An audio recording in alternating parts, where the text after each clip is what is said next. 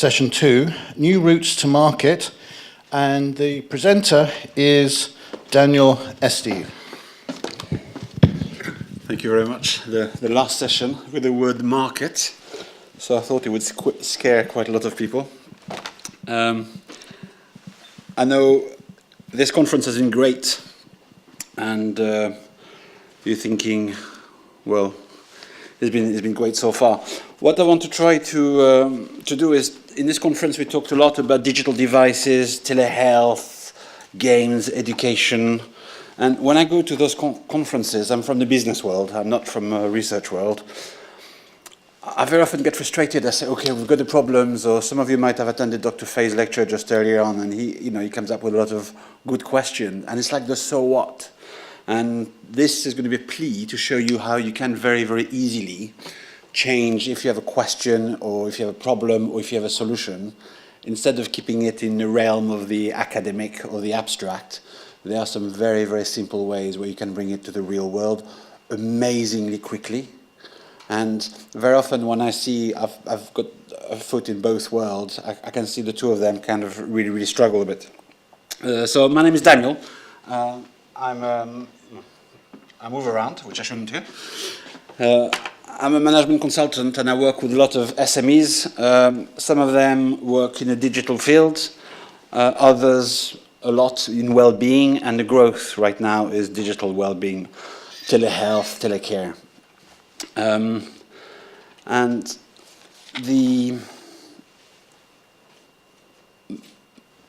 when I try to have to take a decision when there is a problem, I always find that my wife and I, we have kind of different ways of doing it. She's a researcher, she does everything properly. Everything is done by the book. And I had to drop her at the station recently, just in January, and we had to go in my car, which is a bit of a problem because my car doesn't have a radio, so we had to talk.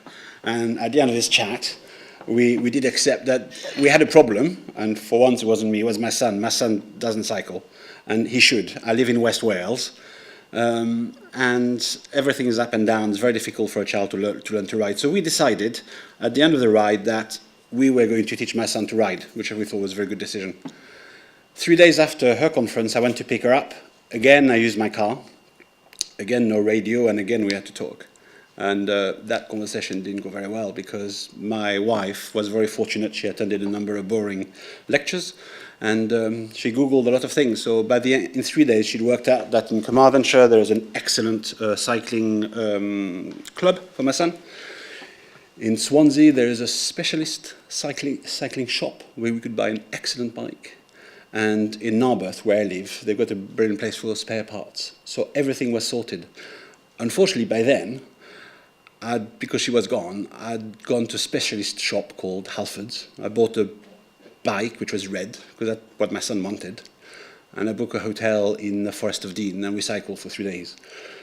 So on day one, he couldn't cycle. On the third day, we did 14 kilometers. And that's kind of the way we kind of work. And the way my wife and I work together reminds me very much the way businesses and the way researchers, universities work.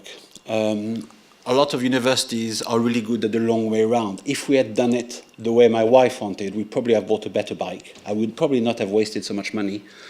But my son is probably going through interviews and still learning how to ride a bike. One isn't better than the other. In a couple, that can be sorted by divorce at worst. In real life, businesses are hugely interested in listening to you, but they cannot go the long way around. And that the issue for you sometimes is money, funding. For SMEs, the issue is time. Because an SME, a business, will spend a lot of money if there's a quick return. Whereas in a long time, if you give them the best possible solution, listening to Dr. Fay earlier on, if he comes up with a solution which is revolutionize the whole of digital well-being in 10 years, nobody's going to touch it as a SME, because in 10 years, the business will probably be out of business anyway.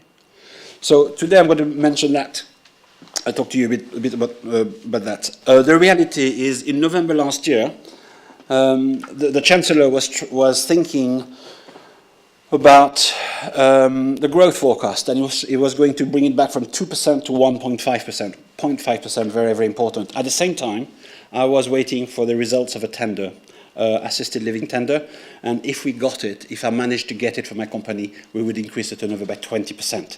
It would mean 5 more jobs, which is kind of important. It would mean 1,000 people wearing wearable device and being monitored. And the tender was about getting a fall alarm. I was a bit nervous on that because the company I represented didn't make fall alarms and didn't sell any either. So I thought I was in for a kicking, but we did a tender and we won. We got the tender. Our bid was accepted, and thousands of people are protected as a result. And one of the reasons we won is because I forced all the companies I work with, I forced them to work with universities, to work with researchers. I don't force them to engage. Please don't go. If you engage people, if you want to engage me, it means you need my name to make you look good somewhere. A lot of universities now, to do their research, they need the name of a small business in order to get their research. You know what I mean? So I'm not talking about that. I'm talking about really, really working together. So, for example, in Swansea, we've got now, there's a £1 million project.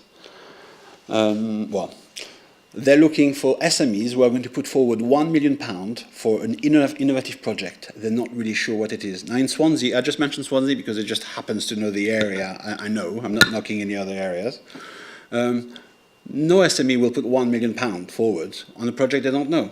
So guess what? There's loads of stuff going on in Swansea now, loads of money, and it's bypassing probably the best business brains in there because no businessman is going to put £1 million forward for the sake of it. Still, University of Swansea, if you go there, and we have some colleagues around here today, they hit all the ticks like all the other universities. They do the engagement, business engagement. They've got all the right roles. But what's truly special about Swansea is their researchers, their students, they work directly with businesses, with the SMEs. When I've got a stupid idea, we can talk to the students, we can talk to the PhD students. It's all low key, but we have really, with universities, we really try to get some links together, to work together, to try to talk to each other. And that really, really makes a really big difference. So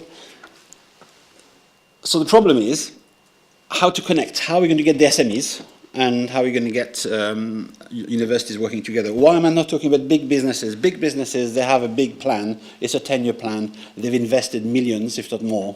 They want a return on investment. So they are like big ships. SMEs, they're much more flexible.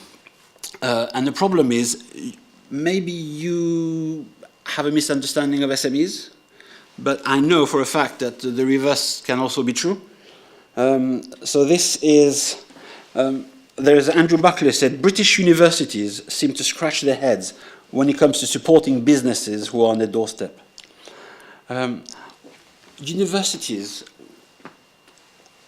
it's a whole patronizing concept that universities are going to go out and talk to businesses and say, hey, how can I help you run your business? That's not what it's about. It's about a partnership. I'm kind of stuck behind this because of these things. So this is the way most of my SMEs see an academic. The academic, they are very, very strong. They stand tall. They stand tall because either on top of an ivory tower or they're well hidden. They stand tall because the sandbags behind them, they're full of research papers.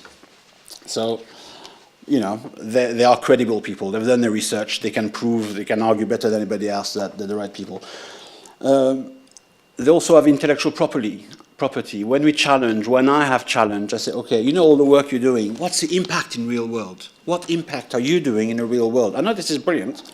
Very often they said, well, you know, we've got an IP license that some Japanese people bought 20 years ago, and now the Americans are making tons of money out of it, so there you go. And when you come to SMEs, it's very much, if you see on the top left, in a no man's land. It's not really there for them. it's a different world. And what I'm trying to do is, by the end of this session, hopefully two things. One, you will have got used to my silly accent. And two, you will realize that this image, whilst it is a true representation of how academics are seen by SMEs, you can easily break it. They will not break it because they find it very difficult to approach universities. There is a big hang-up about that. But universities and researchers and students of all years can break this really, really easily. Now, SMEs, the last one, which is a parapet or the foot, the fire step, as I said, the only time it's used now, more and more SMEs get a letter from universities in order, well, it doesn't say that exactly, but in order to get our funding, we need to work with an SME. Can you please sign this? And that's very counterproductive because you're kind of proving a point that, no, not you specifically, but universities prove a point that they just want to tick. They're not really interested in talking.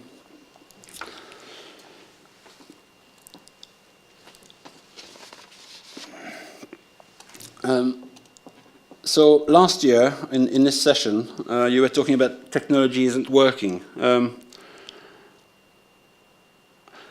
When I worked with the telecom industry, which are now really big in the telecare and telehealth, and that's one of the reasons I'm here today, we did an audit on the state of the telehealth and telecare, and it was really shocking. We were absolutely shocked. We went to a conference where there were 3 elderly people in a corner who didn't say anything, and I turned up and we listened to this thing. It was all about service level agreements.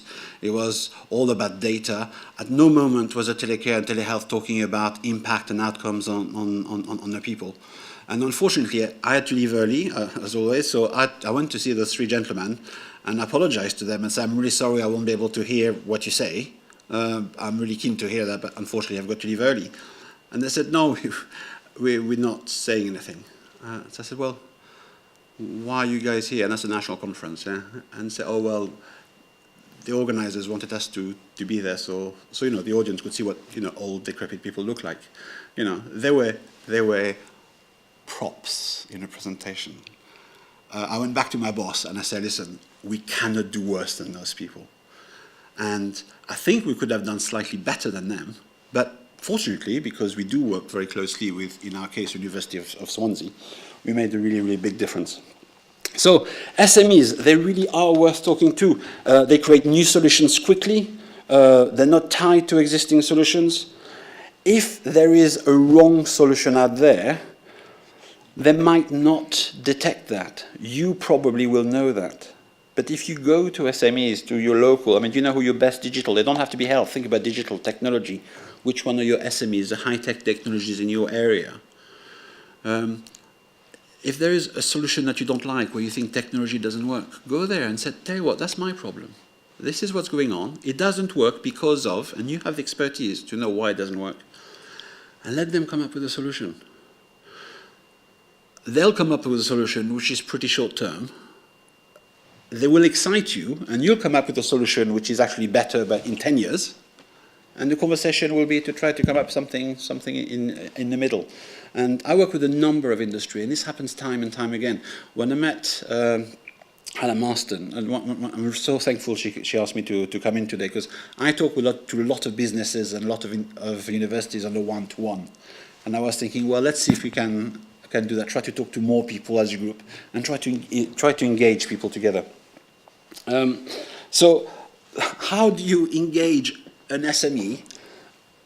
As a university, it is absolutely simple. You look them up. So if it's a car industry, if it's a car business, and I think it's probably not them, look who's a techie in your area, look somebody in your fields. And one day, when you've got a conference which has cancelled, or you've got a bit of time which you didn't expect, it's as simple as just calling them and say, hi, my name is Joe Bloggs, I'm from the university, I don't know anything, I hear you're doing great things. Could you show me your place, just 5 minutes one day? 1, they'll be surprised. 2, you will always get an invitation. And it's really as simple as that. Now, if you go and say, hi, I'm from the university, I'm going to tell you how to run your business, you're going to tell where to go.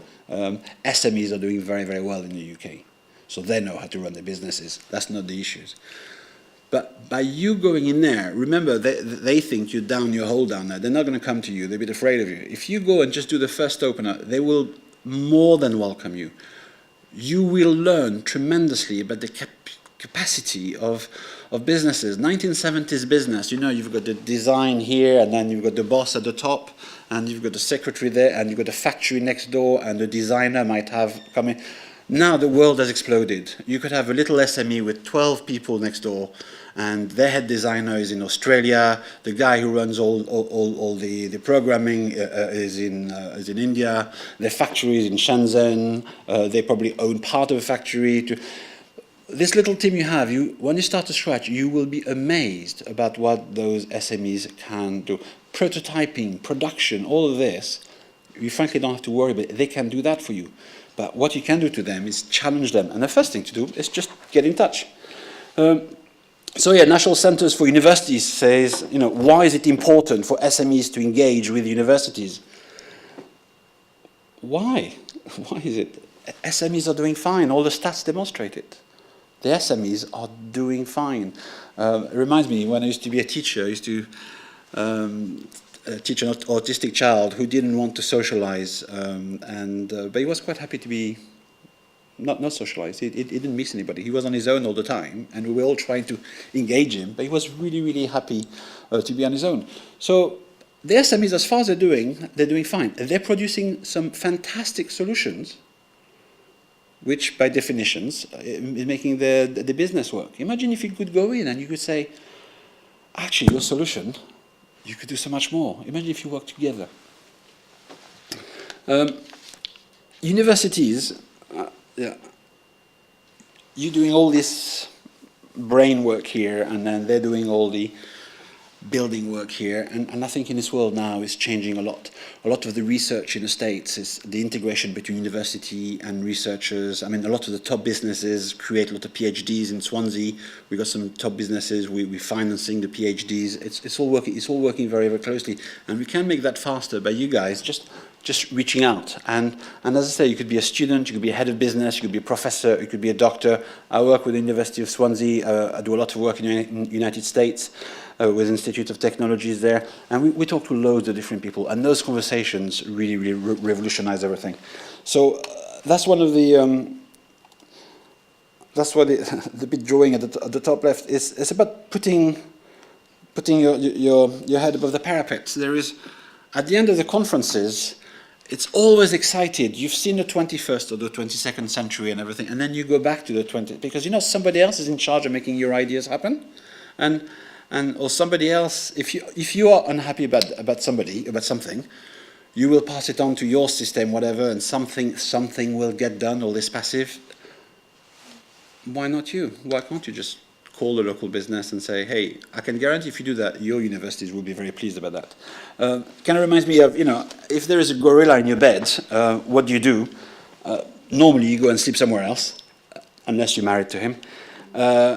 If you find the technology isn't working, I know some of you were there at Dr. Fay's conference earlier on, and what I thought was really interesting about his presentation is he didn't dwell on problems. He identified, for him it wasn't technology. Technology for him was a solution, but there was a workflow problem. He identified the problem, he did something about it.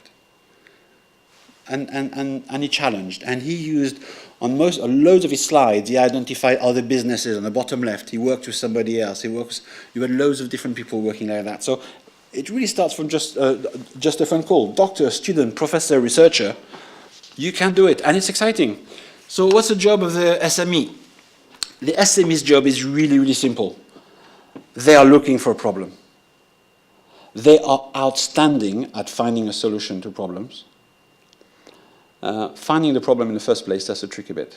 And if you have found a real problem, then you probably can start a business. Where you guys are good is, of course, you know the problems, you know the issues.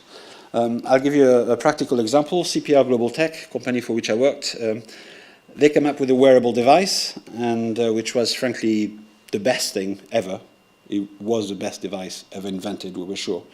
But fortunately, we work very closely with the University of Swansea, the Centre of Innovative Aging, and the professor came in and she demolished us.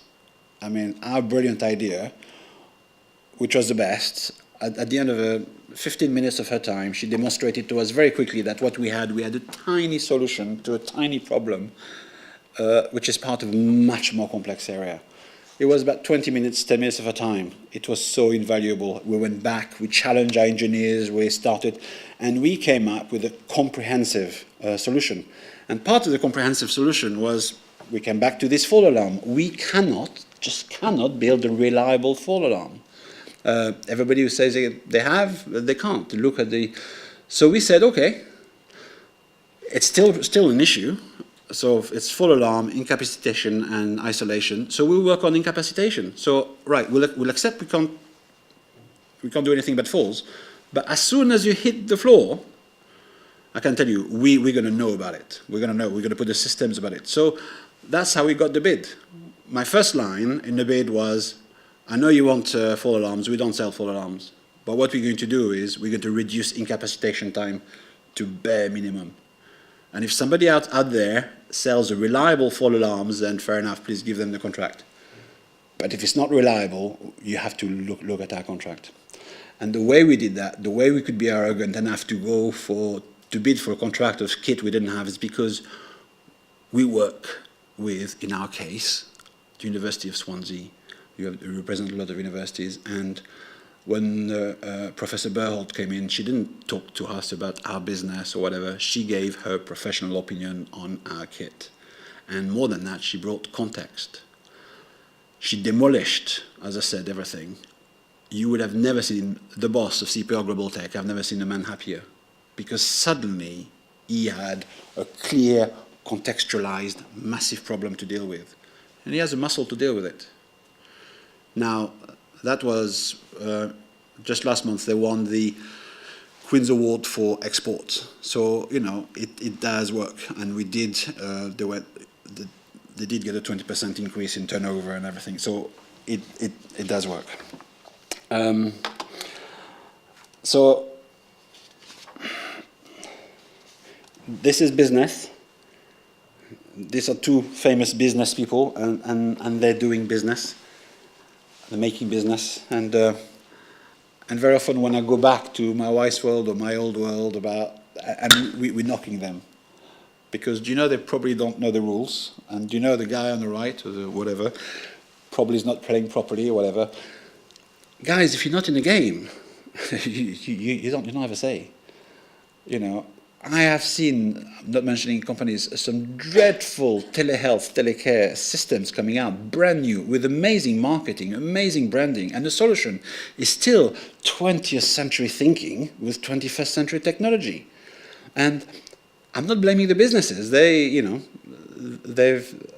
got some people to pay and everything. I'm just thinking, where are the universities saying, how dare you put some kind of rubbish like that outside? Why don't they go in first and say, okay, you're going to spend all this money. Let's talk. Because people will listen to you. I've worked with a company. I said they're telecom. Now they're in telecare. I've worked with a publisher. Now they worked in the experts in metadata. I've got a website designer who's working in publishing. So all the companies in the growth, even the bigger one, at one moment they pivot. They have a plan. They want to follow the business plan, and at one moment they pivot. And this pivot, when they go really big and massive, very, very often is because of a challenge from the market, and very often there's a challenge for actually people who know what they're talking about. And every time we get a hammering from Swansea University, in my different guises and with my different jobs, it's always a hammering which is well deserved. Those guys know what they're talking about. When you talk about assisted living to the center of innovative aging, if somebody in there is telling me that there's a problem in design, I could just listen to them and throw my product and then get some customer feedback. But I put some money that in 2 months the customers are going to tell me what the professor told me in 5 minutes. So you guys are really, really important. And that's why I know it's the end of the session and talking about market. I mean, I've got some people who absolutely refuse to talk about marketing. I've got one person who has a brilliant idea, really brilliant idea, but she's not interested in talking to us because she wants to give it free to everybody, which is fine. So this person, there's a way we can fund that. But my point is, either this thing is pretty rubbish, which means it's fine, but if it's that good, it's got to be sustainable. If it's that good, you need in the back end, if it's a digital, you need the analytics, you need the data to find out what's going on, so you can improve it. You can improve it the second year, the third year. You need funding for that. you need a business case. And the time when this person turned around is, I work a lot with different countries in the States. We work with Canada, and we push out to Canada. And Canada, or Toronto, the health unit in Toronto, they said, tell you what, if you guys do that, we're buying it. Because it's good. And suddenly I was telling the professor, you could give it for free, and maybe some people would get it, or I can tell you, if you charge people to, you're going to have more people having it, because it's going to be robust, sustainable. There's an app called Chummy, which is a brilliant app which enables people, the elderly, to, it's not an alarm, but if they want to pick up some water or milk or whatever, it's a very simple system. So, hey, anybody goes to the shop, can you bring me a pint of milk, or doctor, whatever. Very, very simple thing. It's beautifully designed. I've contacted them trying to get in touch. They're not answering. It's a beautiful design app. There's no backup. It's one of the best apps on the market, which is totally hidden. Nobody's pushing it. Nobody's supporting it. And everything. This app is dead. Nobody will use it. Somebody will come up with something which is half-baked, half as good. We'll put some money, and we'll probably get some money out of it. And for me, it's mad. You're thinking, you know, let's organize that. So business life, the game is on. The wrong tech will keep being deployed. I will make the wrong mistakes. Talking to the doctor earlier on, if you want me to sort out some cardiac system, I will come up with a system, and I will say, you know, if the heartbeat stops, then they're dead. And if your heartbeat works, then they're alive. Of course, if I got Dr. Fay to work with me, it will be slightly better. And that's where you guys come in.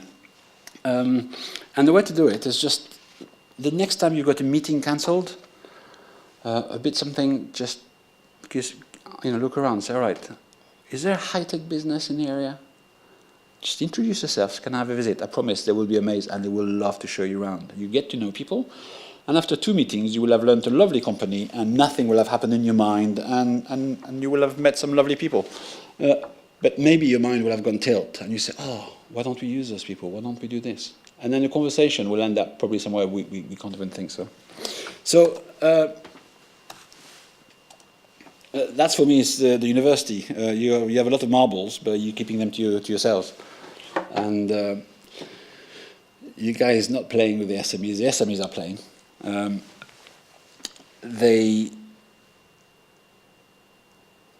You have a lot to offer. On the business side of things, I'd be very, very wary. Some of the best business experts I've met in universities very often are not in the business department, not always. I know a doctor who's in charge of things, she's an amazing businesswoman and everything. So don't worry about the business side of things. Think about the innovation. And if you have an idea, if you think the so what, if you have any idea we can impact, you know, you say, why don't we do that? You know, when you get frustrated, why don't they do this? Why don't you go and ask that to an SME? And go to your local techie, because what they're going to do, they're going to listen to your wild idea. They're going to do business case. And if the business case is there, they're going to put some money on it.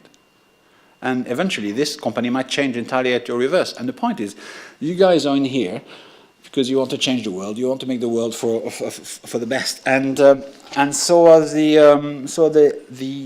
SMEs. A lot of the SMEs,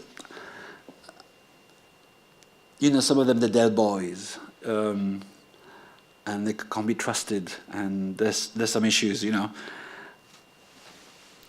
The people who run SMEs, and I'm very lucky to work with a number of them, please don't assume the moral high ground. We all do different things. A lot of people in the SMEs who run the businesses, they have the house, you know, their kids' education on the business.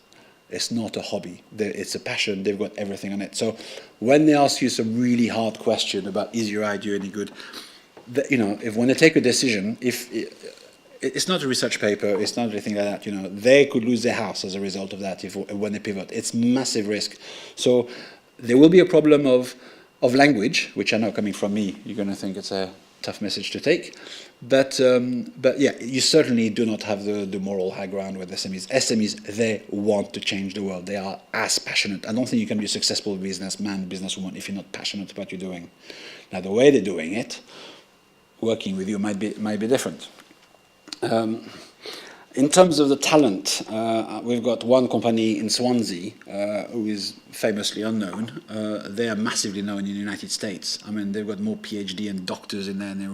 So if you want to see some brain, go to universities, but check out some SMEs also, you'll be surprised. You know, you have some huge amount pools of talent in there.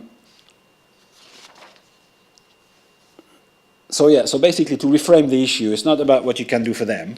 It's not what they can do for you, which is always the way the government is. Why aren't we clever about it? And why don't we start talking? Every time I do my job, and if that was, I wouldn't have a job if this was happening. You know, once I get those people together, I just back off. You know, my job is done, and then I come back, and they've changed name, they've rebranded and everything, and everything has broken loose because they've had all these ideas and they've got new product and new things, and the professor is hassling them for something, and it's just dynamic and it happens. So the university is really frustrated that the SMEs keep slowing them down because they want product up on a regular basis. The SMEs is frustrated because the university isn't going fast enough, but they're working together. And that's why we have some of the, I mean, talk about Brexit and everything, some of the British companies, SMEs, who are doing amazingly well all around the world. And it's not because the university has gone there to patronize them and have changed them around. It's not because they've gone to beg, but at one moment or another, they're starting to talk to each other. And that's really the key thing. So coming back to my man on the ground, if it is you, or if you know somebody like that, or if you know the guy who works next to you who always moans because of this, tell him or tell her, next time you got a break in your thing, get out your hole, call somebody and just engage. You will be amazed. If an SME would not survive if you had some rubbish people in there.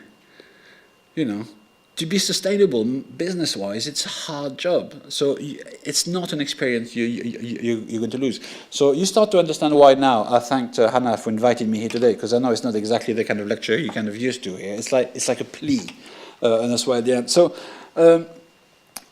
we had in Swansea, I'm not going to read the whole thing, but we got, local authority got all the, well, a lot of the top CEOs together.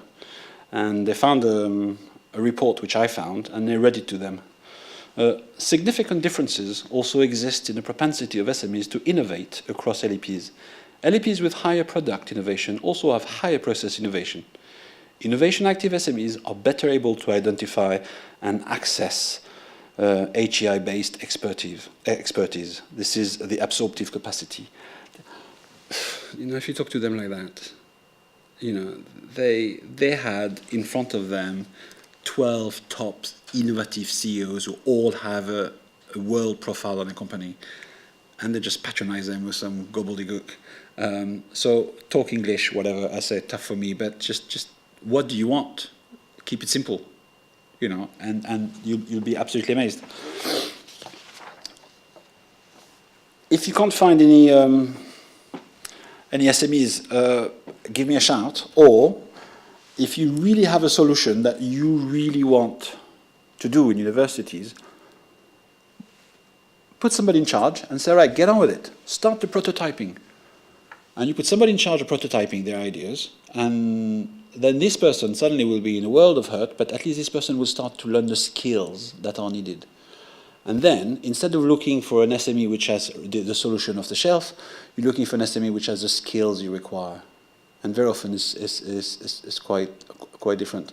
But every conference, I mean, when you hear all the amazing ideas, if you could say just, hey, I've just been to a conference, these are 3 silly ideas I heard. Do any of those things make anything to you? And if you just communicate as a regular basis, eventually say, well, I mean, if you did to me, I say, well, actually, it's not for me, but I know another company, they might be interested, and they might be interested in everything. And then suddenly you just make things happen. And playing with the marbles outside in the sun, it is fun. I know university life is brilliant, but you know, when you can come out, and it is really exciting. So this is a dancing around the handbag routine. So I put all this. So the university is, you're going to get engaged with SMEs, and the SMEs are going to go back there. The SMEs are going to steal your ideas.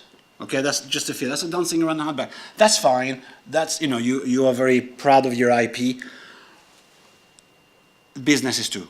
We get that. Okay, so get an NDA, sign it, and just move on. I say, don't assume the moral high ground.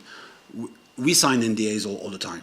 We are as protective of our IP as yours. So when you are very careful with us, we are careful with you. This is a total normal routine. So first thing, have a chit chat. When you think something is going on, okay, let's have an NDA signed, so everybody's fine.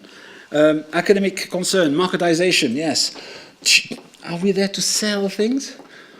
Well, no, in some cases, some of you are doing pure research and everything is not appropriate for you. But actually, when you talk about well-being and when you hear all the amazing things going on in this conference, I mean, I hope we're making an impact.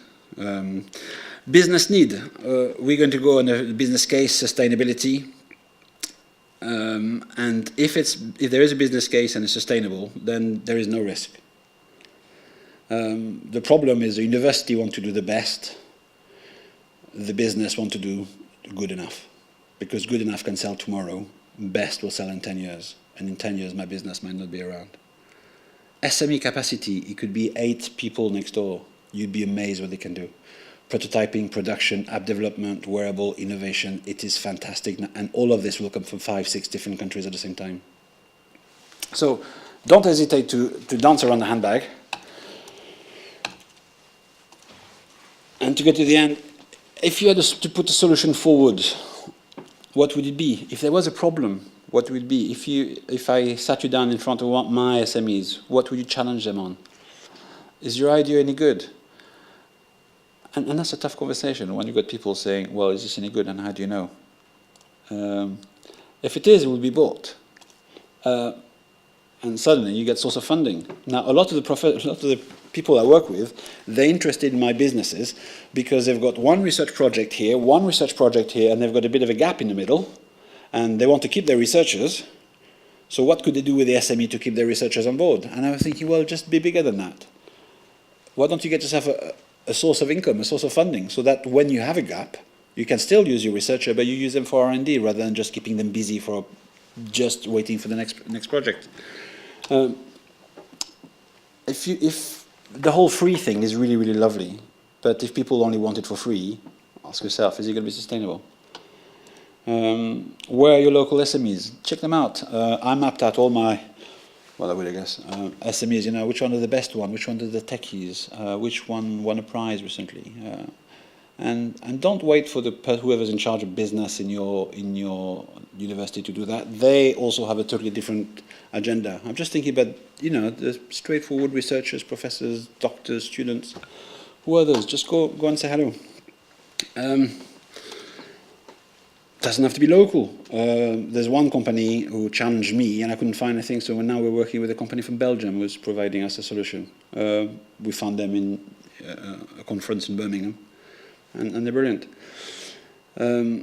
If your idea, if you want to change the world in 10 years, it's going to be difficult to talk to the SMEs. Can you cut it in 5 or 6 pieces? Because if you cut it in 5 or 6 pieces, people will be listening to you. Sign the NDA. Get the SME to do the business case. And as I say, once you've got a business case for idea, you will learn from it. It's not take it or leave it. It's about working together, challenge and challenge back. If you want to, I'm very aware that it's been a long conference, so I've tried to cover and reduce everything. I'm going to be here for a while if you want to talk to me about different things. I work with CPR Global Tech, which is the top one. If you want anything to do with assisted living, health, that kind of stuff, then that's the obvious one to contact me at. The second one, Brook Innovations, if you have a mad idea, which is totally, I haven't mentioned anything. And the last one is SI's Camry. That's just my straight normal one. Thank you very much for Hannah to invite me on this, and I know I can hear you ask very loud and clear at the end of every conference, what would I like? What I'd like is at the end of every talk, I'd like a so what, big poster. Every time there is a researcher coming in and everything, so what? can we get this idea or even a tenth of idea and get implemented now? Because, by the way, I'm getting old, so if you guys are working out on your assisted living in 20, 30 years, no good for me. I want it now. So let's think about people now and engaging, and they're not going to come to you, but you can so easily, and I promise you, I come from academia myself, and I've come over to business, and it has been a fascinating journey, and I would really recommend it. Can I thank you very much for your patience at the end of this very long day. Okay, thank you very much. Do we have any questions for Daniel? Hi, Daniel. Thank you for your presentation. And I may have missed this at the beginning because I was outside. But so you've mentioned Swansea and the CIA. Are you able? I'm guessing, have you signed an NDA there? Do you want to share how your relationship with Swansea? You know, because you've just been talking about academics having to basically get ourselves together and get ourselves out there. How? And I understand, obviously, we're all professional here, so I don't mean it in that sense, but how's the work, or can you explain what kind of work you're doing with the CIA, the Centre for Innovative Ageing, and where do you think that will go in the future, if possible? Yeah. Well, with the CIA, we have one specific work, we actually do have an NDA on it. But having said that, there's a wider relationship which has been built around it. So now, for example, when one of my company has some new wearable devices, then we make a point of passing them on to them, and they can have a look at it, and with just informal feedback. The other way is, I know the university has been challenged by the Welsh government to come up with a solution to promote resilient communities. So they've got a resilient communities project, which they're interested in, but they weren't too sure what they actually meant. It kind of happens that we happen to work on resilient communities with Worcestershire, and we don't have an NDA with them. So we were able to go back to them and say, well, actually, this is what we understand by resilient communities. And the University of Swansea, I know they're talking about, there's a different projects going on in Llanelli about assisted living and everything. So it enables us to be part of the mix. Another one which is interesting also is University of Swansea. They have a really massive project they're thinking about now, which frankly will not impact the businesses. They're thinking about creating a lot of PhDs, and they've got an exciting project. But what is really interesting is they've brought it up to us quite early on, and they say, would it work for you guys? So on the curriculum of their researchers and everything, they're starting to talk to us. So it's a really relationship on that. So to answer your question specifically, I say on one specific thing, we do have an NDA, but the relationship we now, well, the last meeting I had with them, one of the issues I had is, it's always gold dust. If I have 5 minutes with any researchers from the universities, is always gold dust. You know, those people are absolutely amazing. But you don't want to get in their way. And at the same time, I've got to dance around a lot of handbags, making sure I know the ways to do it. And they're thinking, well, maybe in the future, not for us, but for the next businesses, maybe they could have some offices where people could say, well, maybe once a week or whatever, local businesses could just have a work area where there'd be a local. So, and this is just in a year. So a year ago, when I started to approach university, we weren't even talking the same language. And now I approach them very, very easily. They approach me very, very easily. And we work on 3 or 4 different projects all together. Well, for example, one of my business now, they've won the Queen's Award for Export. So, of course, that looks good on the University of Swansea. We're going to be featured, one of my business is going to be featured on the parliamentary review in September. So we have acknowledged in clear in a parliamentary review the role of Swansea University. And remember, I keep about Swansea University because that's my local university. So I say, you know, if you're not from Swansea University, I'm not knocking you. It's just a brilliant local relationship, which I think we are benefiting from. And a lot of my businesses, so wherever you're from, it would be there. So it's a general answer, nothing specific, but in terms of communication, it's massive. I do have maybe 2 more questions. We've got plenty of time. So thank you for that. And so as part of Academic Live, it's expected that now we work with SMEs or other larger businesses, and especially with grants or calls for grant applications such as the industrial strategy.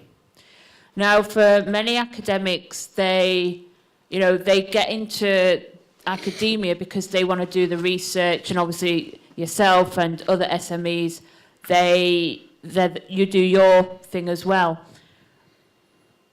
I caught in your presentation that you kind of said, professors and whoever, we should just go out there and make those relations, those networks.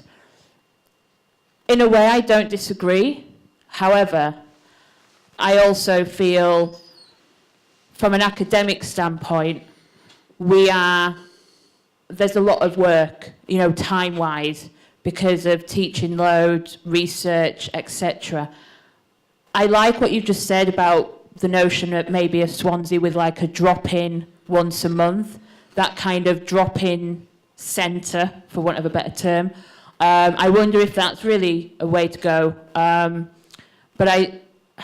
If I can answer the first point.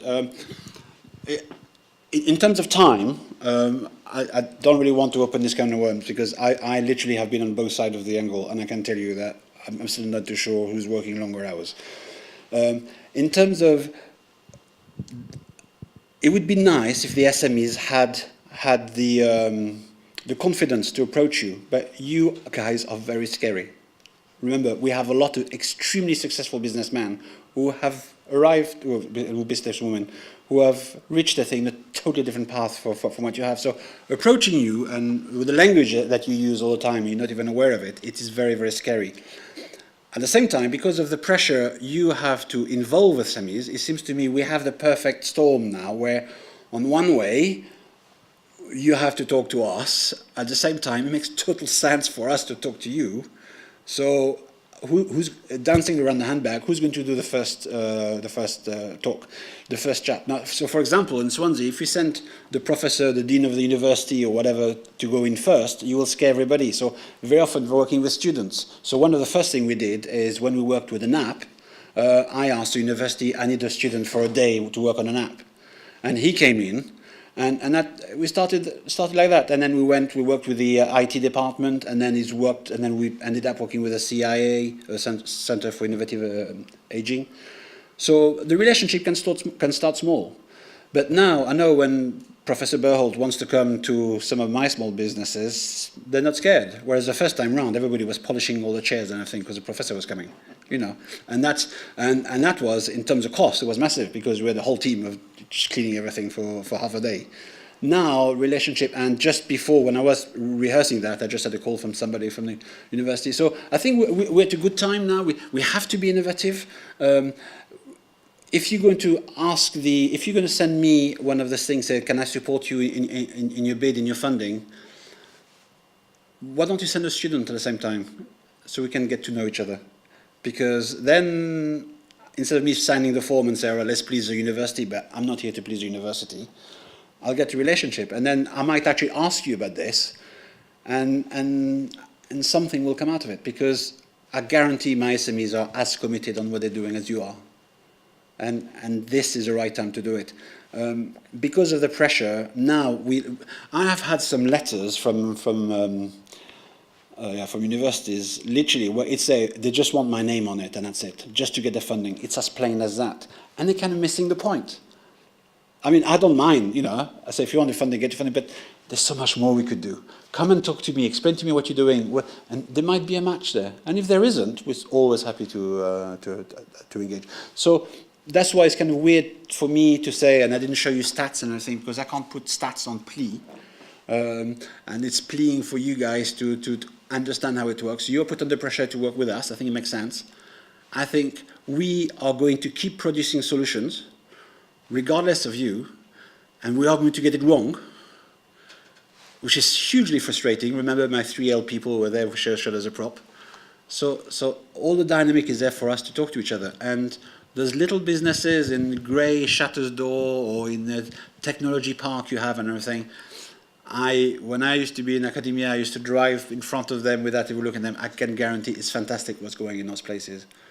And I've got no idea about your seniority and everything, but if you're that busy and you're that senior, then you've got the power to delegate, you know, get some students, get somebody. And I'll come back here next year,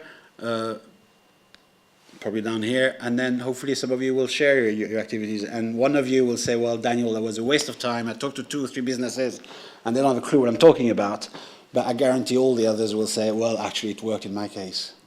Because they're looking for a solution, as I tried to explain maybe badly, they're looking for a problem, you guys have that, so there's perfect synergy. You kind of need them for some funding, perfect synergy there. The only problem is the timing. We don't speak the same time. You can think in 2 years easily. We think in quarters. So that's one which is really, really difficult. Sorry.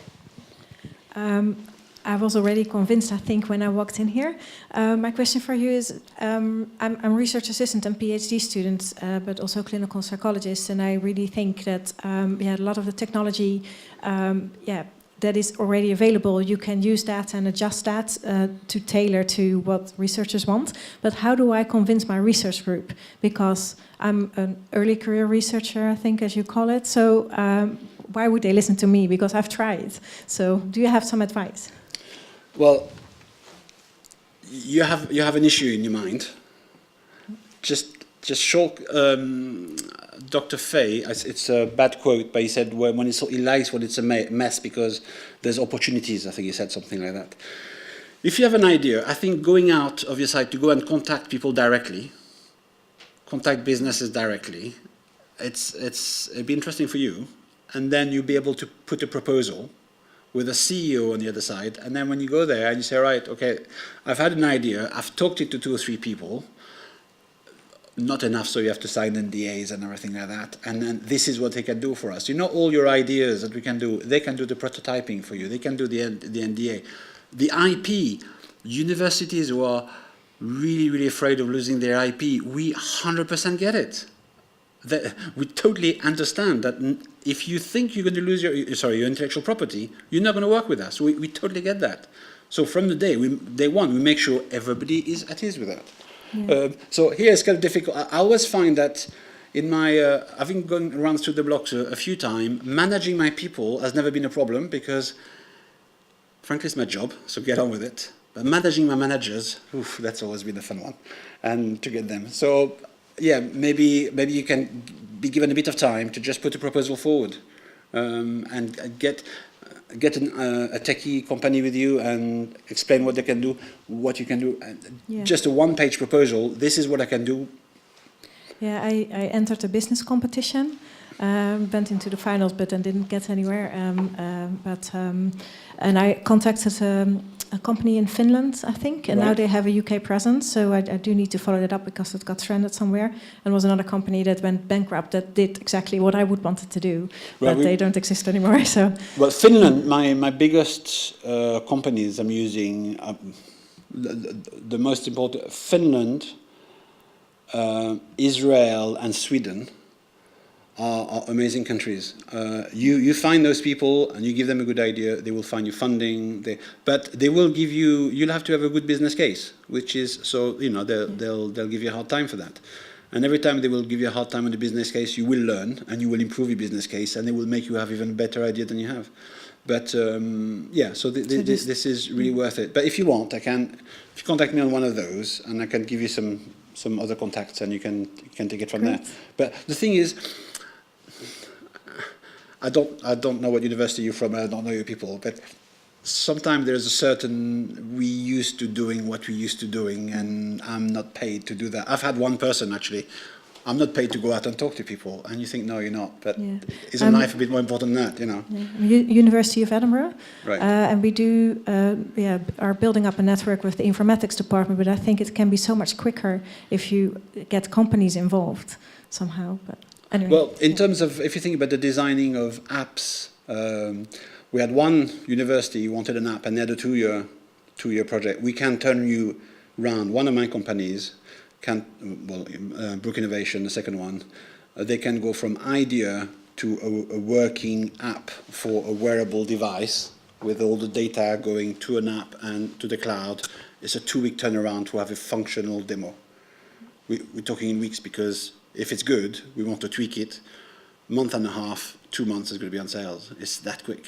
So for you guys who do the research, you can see that very quick. You can change it. One thing we also work a lot on is the back end of things. You know, whatever we produce, the analytics in the background now is absolutely vital, because I have an excellent idea, but it's only once I've got the analytics behind it, I will know whether my idea is actually as good as I thought it was. And if you have any analytics in back end, you will learn from there, so you can refine your product. And eventually the product will probably not be the one I designed originally. But we can do that so much faster than just the usual pace. So yeah, to come back to your point, whoever your boss is, ask them to give you a window of time so you can have a bit of time to put a proposal of a way forward. And the thing is, because it fits very well with the priority of working with businesses, universities scratch their heads, how I'm going to, because they have the patronizing way, how I'm going to work with SMEs, you know. And it's like, well, yeah, work with them, just talk to them. And people will, I'm sure, will welcome you. University of Swansea, the kind of low-level stuff we were doing, it's absolutely welcomed by the people who are really doing the big business stuff. I mean, they're talking to Verizon, Comcast, AT&T, and we just not know where to be seen. But they also enjoy the way we work different way. It kind of works for the SMEs.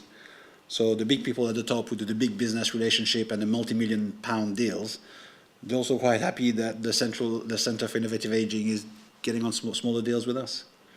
So best of luck to you. Thank you. Hi, thank you very much. I think I have a bit of a comment or provocation also following on what Hannah was saying. I work for this university in research and enterprise, and I absolutely agree with you on all the let's go out and talk, which is absolutely the core of it. The thing that really enlightened me about your talk was the fact that you said academics actually have the question rather than the answer, which is quite uncommon from the way we normally approach things. We normally think that the industry has the question and we can help them find a solution for it. So that's already eye-opening, and I thank you for that.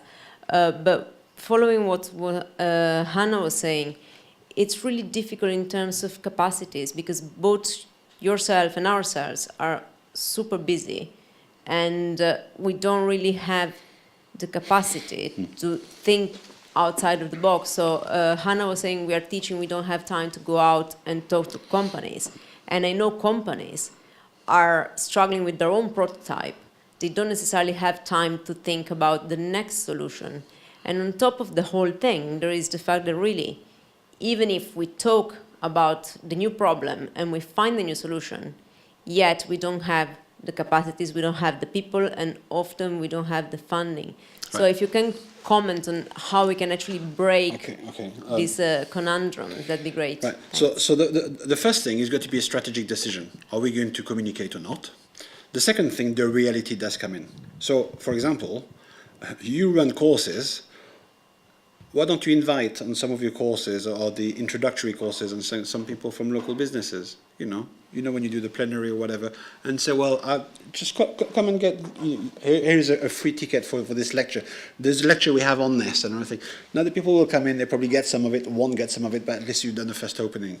There's always a way. It can be a phone conference, it can be, because I can assure we are as committed talking to you. You know, if you make the first move, we'll be there. So ideally, we'll both take the day off and go to the beach, and that's not going to happen. It's going to be under pressure.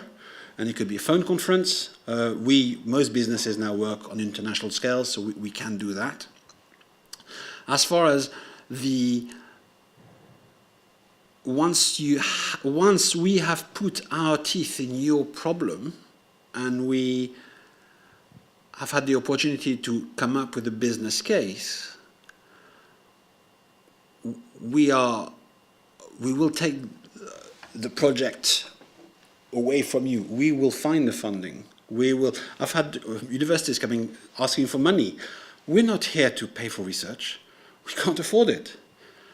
Now, if you want to develop an app which is going to have an impact on assisted living and everything, we make a business case for it. You'd be surprised how much money we're going to find for that. And all of this, of course, without taking over your IP and everything like that.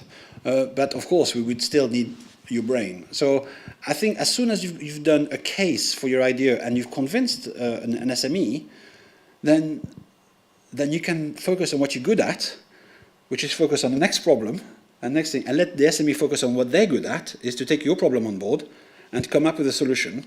And with your strength, you have a mentoring, challenging. This is where, in terms of project management, this is where you come in. So I don't know your field, but if I come up with an idea for your field, we won't need a 3-hour meeting for you to tell me that what I've come up is rubbish, go back to plan B, and then that's fine. And I could ignore you, which means it's going to destroy my business case, which means I'm not going to sell anything. So I'll take your word for it, and I'll come back. And when I start to see your eyes light up, then I'll say, okay, I think we've got something. Still the NDA, so we can't talk about to anybody else, but let's have a look. What can we do? It's time to do it. And at this moment, you will want to make time for me, because I'm going to say that I'm going to find a source of revenue for you. So maybe you can buy more researchers or more time, or buy students who never turn up. I don't know. So I really think, to try to encapsulate in one, you're under pressure. If you can highlight your problems, we can bring muscle to you guys. We can really help you putting your ideas, because we don't ask you to think about development, branding. I've talked to university, they want to do a brand, they want to market their app, and said, no, we do that, and we brand it on behalf of the university. There's a lot of CPR Global Tech, it's not a name that you've seen a lot. There's a lot of brands that you've seen. It's actually made by CPR Global Tech, but it's branded so totally differently. A lot of solutions with nice companies, actually CPR Global Tech in the background. So the only thing we're interested for you guys is what's the problem in your brain, and challenge us. Because the worst thing we can do is you challenge me with your problem. The worst thing I can do is come back to you and then apologize. Sorry, there's nothing I can do about it. I've signed the NDA, so it's not going to go. But you'd be surprised what we can do. It probably won't be exactly everything you want us to do, but I'm sure we can always go halfway through. Am I making sense? Yeah, no, I think the problem is really the motivation and the will to actually step further, because you and I have this mindset, and we have a lot of academics, and you have a lot of companies that have this mindset, but yet doing that step. Well, the original title of that was groupthink, but I thought if I start antagonizing you guys from day one, I'm not going to go far. So I got rid of groupthink, but that's what we're talking about. We're talking about breaking groupthink, and that's come back to your point. The way to do it is to suggest. And I find most people who are into groupthink is because of lazy thinking. Not that they themselves are lazy, but they haven't been challenged. And very often when you show them, they go, oh yeah, why not? There is always somebody on your team who will spend loads and loads of energy to retain the status quo, and those people are the killers. Some people are saying, why are you putting so much energy into doing nothing? And those people, in the business world, it's easier to deal with them, frankly. But the others, very often, it's a question of education. And education, guys, if you can't educate your thing, who can? Can I thank you for your patience? Because talking about market and business at the amateur conference, I know I was pushing my luck. I did expect to come on my own, to be on my own. So we haven't finished yet. We've got a few more questions. Did you want to go? Or? No, fine. I think you've shown us some very, very important points about how you engage with SMEs. The problem I think SMEs and also academics have is that we don't necessarily have the networks to exploit some of the good ideas. What you've demonstrated is that maybe there could be a go-between person who could point you in the right direction. So, people like yourself. The problem, I think, with innovation in universities is that you come up with a good idea, you think you've identified an SME, and you make a first sort of appointment to see them, but the SME says, well, what's your good idea? I said, well, sorry, I can't talk to you, because if I start talking to you, I'm going to lose my IP. And the SME then says, well, I'm sorry, I can't talk to you because I need to know what you're talking about. So what there really needs to be is some ability, someone needs to be able to say, well, this is how it's done, this is how far you can go with your idea without giving too much away, before you sign a non-disclosure agreement. That's the slide on this, if I can find it. That's what I call the dancing around the handbag session. Yes, and you only had that slide up for about a minute, so I was I trying to make a note. I thought I was running out of time. I think the problem is the universities are quite happy to talk about the problem thing, but the first thing is, how can I be safe? If I talk to you, how am I going to be safe? And you're thinking exactly the same thing. So the first thing, and that's why the sending a student, whatever, is just, at least you get to know the CEO by name, you know, and then take it out in the open. Because when you start this conversation, and maybe I'm getting my foot in it now, but maybe it's a British thing, it's very embarrassing to say I don't trust you and everything, but actually in business, as I say, the NDA is very... is normal, so come up with it. Say, right, I've got an idea with you, for you. It might not work and everything. That's the kind of stuff. But before that, we need to sign an NDA. And you will not shock anybody. They will say, and if they say, tell me before you sign an NDA, then I would certainly walk away because no. But that's why you research. I mean, you could go around to all the SMEs. I mean, in Swansea, we've got 300 top SMEs. And then when I reduce them to health, to digital, health, IT, tech, we put it down to 20, you know. So then I probably would go to, and that's actually most of mine now, but these are the one I've targeted. So I'm not going to go to Days or Ford or people who are totally my different thing. And by doing that, by approaching these people are unlikely to have this conversation. So when you talk to people, the first thing when you approach them, they're going to be wondering what you want, because you always want us to sign this document.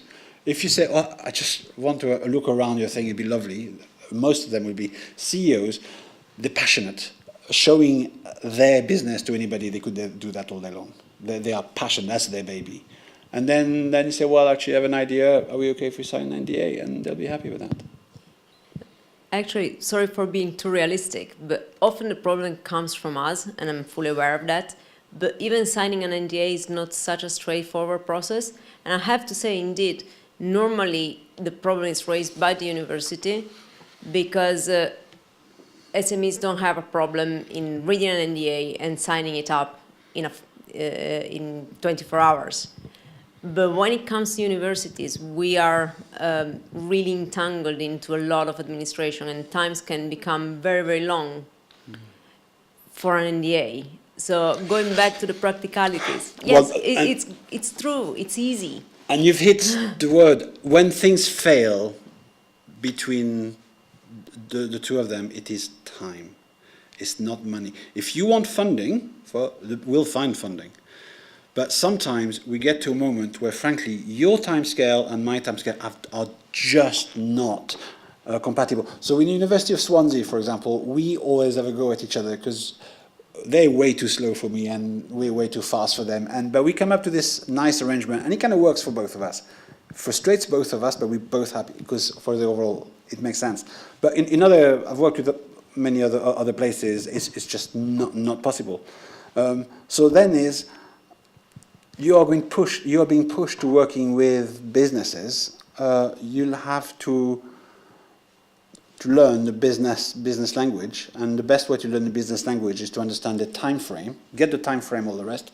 And one of the problems we have, I mean, in Swansea, one of the person, not mentioning his name, Stephen Herrivan, who was in charge of linking businesses with the university, guess what? He used to be in the business world. So it makes life so much easier because he knows what we're talking about. So before I've got to, even though I used to be, before I talk to I talk to him, and he can translate my weird language into his language, and I've got him as a translator, and I try to get those people into universities. And then when I've got a problem with the dean or whatever, I send him, and I said, hold on, my techie, well, they're not mine, but I work for them. I've got 20 tech universities, we all put together. We started our own training school. We've put 12 techie companies all working together, do our own training, because we can't find the training we need. So suddenly the university is interested and everything. So we've actually created a market that the university is interested in. And we're saying, come on guys, if you want to work with us, we'll work. We'll do anything. We do the art of the doable. But you've got to sort out your time schedule. And when you come back with a 2-year plan, or put £1 million forward, and then we'll tell you what to do with it. So I think to go out, for you to go out to find one that would pick up the call and everything, this is possible. You can do it. Anybody can do that. And maybe we'll come up with a next call in a month or whatever, but you can do that. At one moment, it will get you out of your comfort zone, because you probably have to challenge not the SMEs, but your own people. But I really believe that this is really, really worth it. And if you do research on... Sorry, I'm stopping and start another point. I'm trying to make a point. My grandmother, she died in her house when she was 103, and I didn't send her to an old people home. I was really proud that she stayed in her own house until she was 103. And then years later, I went into assisted telecare living. My grandmother, she probably spent the last 10, 15 years waiting on the sofa, waiting for somebody. You know, the quality of life she had, in hindsight, she probably would be much better. I've seen some amazing old people's home. She probably met better and kicked the bucket at 90 and had an active life, you know. By looking at that, I've had some conferences, one of them with some people around here, where some professors have stood up, have told me how active the old people are and stuff like that. And I've had to say, hey, we've got the sensors, we see those people. Those people, this woman, she moves 1 day a week, the day before when her daughter comes and visits. All the rest, the sensors, there's nothing happening in the house. She's on a sofa, waiting. She's waiting. Well, you know what she's waiting for. You know, and if you do dog food, sorry for the dog lovers, maybe not be that motivated, but when you talk about healthcare and well-living and parents, then I think it's our people, it's our community. I know I'm in business, I'm a bad person, I'm a dead boy and everything, but that's why I said don't assume moral high ground. I am as committed now of doing good than I've ever been, and eventually you will make a personal call, is it worth it or not? And you have loads of other elements, that's why I'm hopefully coming back to your angle. Is it worth it? And sometimes you have to say no. There's one guy, when I used to be, he used to organize a cover for me, and I couldn't understand why he used to send my linguist to cover science lesson, and used to send the science lesson to a linguist. And we used to have all these arguments for years, well, 4 years, that every time I say, you're sending the wrong teacher. If there is a linguist, language lesson, send the linguist. If you get the science, send a scientist. Simple. We had arguments and arguments. After 4 years, we happened to go on the same training course, and it turned out that this guy didn't know how to use the software. It was as simple as that. For 4 years, I thought he was having a go at me. I thought he was purposefully going in my way. And I find, since then, that a lot of people who get in your way, very often, they don't mean to. Sometimes they're not very bright. And I think you'll never see me here again. But, you know, it depends how motivated you are. Okay. Do you want to say something? Okay. I'm pleased you're far from me, so you can't throw that far. Maybe you can, I don't know. Oh, she can throw that far. So, kind of what I've been mulling over and thinking while listening to your presentation and this discussion session, I kind of get the feeling that universities need to change their model. And I get what you say, you know, and this isn't a personal what I'm about to say, but, you know, academics, when we put our grants together, we've got to do all the costings, even with business or stakeholders, all that business together. And you just said that you're not there to provide the money, it's the ideas and building that initial relationship. And it is down to trust. You know, it's even trust amongst academics of working and collaborating together. In a way, I kind of see it as refreshing to hear from somebody non-academic to turn around and say, you know, we need to kind of book our ideas up, make the effort, and let's nurture that initial relationship and having maybe a 30-minute conversation which will build up over time. But not only that, the time difference between business and academia. And I wonder, maybe it's now universities have to recognise and change the way models or the model is done at a respective university. More of a comment, but it's just things that are flying around in my head. But I think it's not as bad as that. For me, time is the issue. But we don't have to go from one to the other. So you are currently engaging with your normal funding processes, which take time. I would say fine. But when you talk to SMEs, when you talk about working with us, the sums of money you're talking are much smaller normally. And remember, that's once we have a business case, we're going to bring the money to the table. So it's just to be more flexible. So to say, so when we have working with one person, Cardiff, it really has this structure. And I think, well, actually, if you want to talk to businesses, to small businesses, you should have a pot where you're accountable for, or the funding, or whatever, but just be more flexible about it, even if it's smaller, and then we can see what we can do. So it's not about breaking everything. Some universities, most universities do some amazing research long term, and you understand those processes, but it just doesn't fit working with SMEs. And innovation, if you want innovations and you engage business, I'm biased now, you will either go to the large, very large business, which explains the dire state of the telehealth, telecare industry now, because they're only interested in return on investment, so it's really old stuff. You will not find innovation there. It takes so long to move. So the only place you're going to find innovation is SMEs, and you just need time to do that. So when I'm talking to Swansea, sometimes she says, I can't talk to you for 3 weeks because I'm on this big budget. And that's fine. I get it, I've been there. And I said, well, when are we back on? But then we expect to have a bit more work like that. One last point, I worked with FE, a college in London, and we were going to be shut down. And because we had all our processes, all our funding, everything was absolutely messed up. So it was brilliant. It focused the mind. We worked when we had to organize training for businesses and stuff like that. We suddenly realized that we had to deliver and everything. Because we were going to be shut down, we turned it around and we made it a priority, and it worked. Right now, I don't think there is a priority. We're dying to talk to you, but we're afraid of you. I think you kind of want to talk to us, but you're very busy. But there's nobody at the top saying, guys, it's not a nice to have, it's a critical to have. And if you see in the States, in Canada, where I work and everything, the working together is a strategic direction. Whereas it is a strategic direction, but nominally, please send this piece of paper. And if it was really strategic, then people will be more flexible. So let's not break everything, but let's just be more flexible. Because it's, and I hope even though I've explained some points badly, I hope I managed to show that it is a passionate industry and we can do amazing things. And the speed at which we can turn things now is fantastic. We just need to talk. Well, I'll think on that positive note, unless there's no other urgent questions, I'd like to give our appreciation of Daniel's talk this afternoon. Thank you. Thank you very much.